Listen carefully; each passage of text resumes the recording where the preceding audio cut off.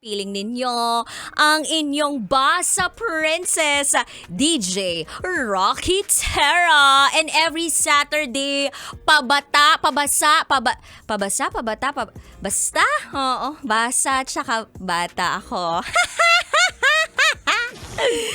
Dahil sobrang init kaya basa. Pero pabata dahil ang mga nakakasama ko every Saturday ay mga bagets at mga estudyante.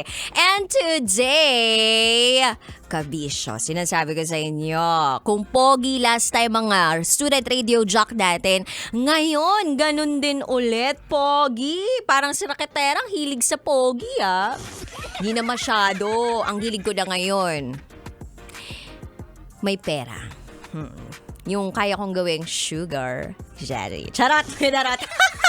So, hindi ko na po patatagalin to. Yes, kapiling mo si DJ Rocky Terra. And today, may kasama tayong student radio jock all the way from De La Salle University, Dasmariñas. So, magpakilala ka na!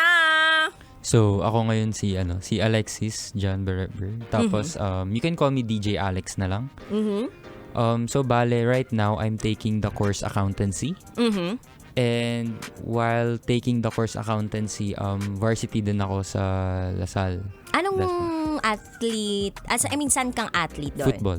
Football! Ay, footballer pala itong si DJ Alex. In fairness, pagpasok niya pa lang dito, yung boses niya, yung timbre ng boses niya, para talagang, lapitin. Oo, ng mga chicks. Parang lagi tong nananakit ng puso ng babae. Ganon. Legit ba yun? Oh, ang alin po. Oh, sabi niya, Yung mapanakit po, hindi po. Hindi ka mapanakit. Okay. Football lang. Football lang. Doon lang sa football. Doon lang nananakit. Doon lang nananakit. Ang cute naman maganon nito ni DJ Alex. Parang, joke lang, gano'n.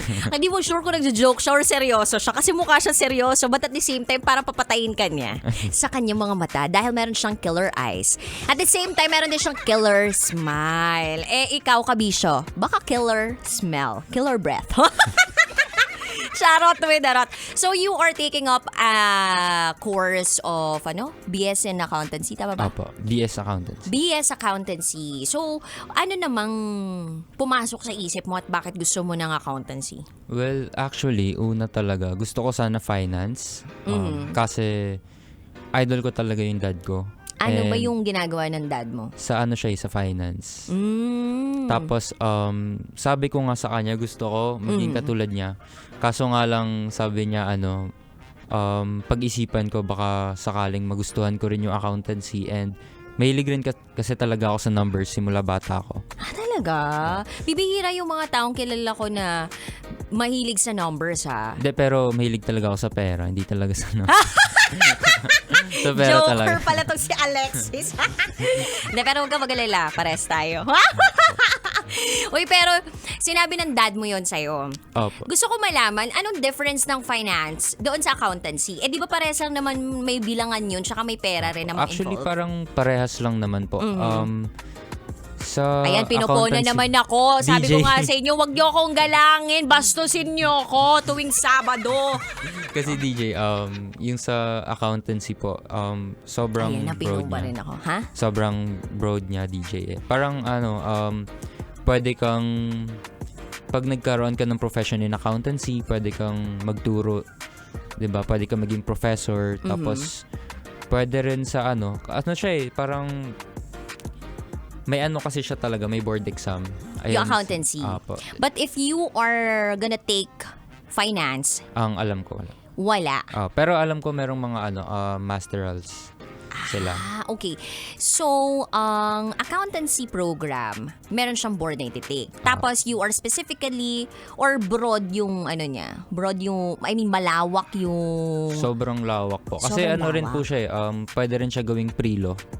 Yung may accountancy. Apo. ganon. Kasi ngayon sa mga taxation, Apo. ganon. Actually po, pinag-iisipan ko ngayon kung, DJ, pinag-iisipan ko ngayon kung gagawin ko bang pre-law?